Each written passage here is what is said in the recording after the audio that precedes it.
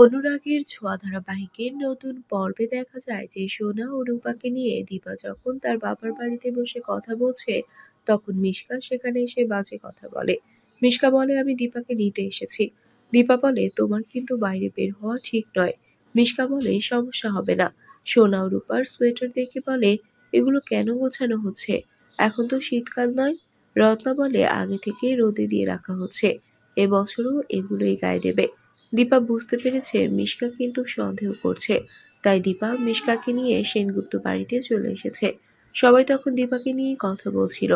দীপা এসে বলে, তোমরা নাকি কেউ দেখাশোনা করছো না, তাই আমাকে আনতে মিশকা ও বাড়িতে গিয়েছিল। ঠিক সেই সময় কুরিয়ার থেকে একজন এসে সূর্য ও দীপার পাসপোর্ট ও ভিসা দিয়ে যায়। মিশকা দীপার হাত থেকে সেটা নিয়ে বলে, সূর্য আমাকে ছেড়ে যেতে পারে না, যেতে হলে দীপা তার মেয়েদেরকে নিয়ে একা যাক। দীপা বলে, আমরা স্বামী স্ত্রী কোথায় যাব না যাব সেটা আমরা দেখব। সকলে এক বাক্যে বলে, মিশকা, তোমাকে এ বাড়িতে থাকতে দেওয়া হয়েছে, কোনো কিছুতে হস্তক্ষেপ করতে নয়। মিশকা বলে, তোমরা কোথায় যাচ্ছ দীপা? লাবণ্য সেনগুপ্ত বলে, সেটা তোমাকে না জানলেও চলবে মিশকা। সোনা ও রূপাকে নিয়ে চলে এসেছে রত্না। সবাই খুব খুশি। অজয়বাবু এসে জানিয়ে দিল সবকিছু গুছিয়ে রাখা হয়েছে। সোনা ও রূপা বলে, আমরা সবাইকে মিস করব। মিশকা অস্থির হয়ে নিজের বালিশ কাঁথা ছুঁড়তে থাকে। রত্না এসে বলে, এমন রাগ দেখালে পেটেরটার ক্ষতি হবে কিন্তু। তোমাকে এভাবে দেখে আমার খুব ভালো লাগছে। মিশকা জানতে চায় ফ্লাইট কয়টায়।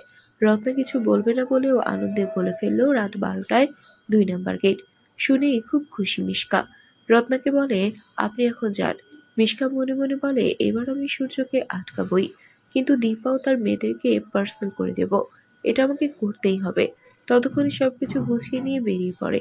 মিশকা বের হতে চাইলে তাকে রুমে যেতে বলে লাবণ্য সেনগুপ্ত। মিশকা বলে, তার দেওয়ালি পার্টি আছে। পালক বলে, না না, তোমাকে যেতে দেয়া হবে না। তাহলে কি করবে এবার মিশকা? সে কি পারবে সূর্যকে আটকে দিতে? বন্ধুরা, তোমাদের কি মনে হয়? এক্ষুনি একটি লাইক দিয়ে এবং কমেন্ট করে জানিয়ে দাও তোমাদের মতামত। ধন্যবাদ।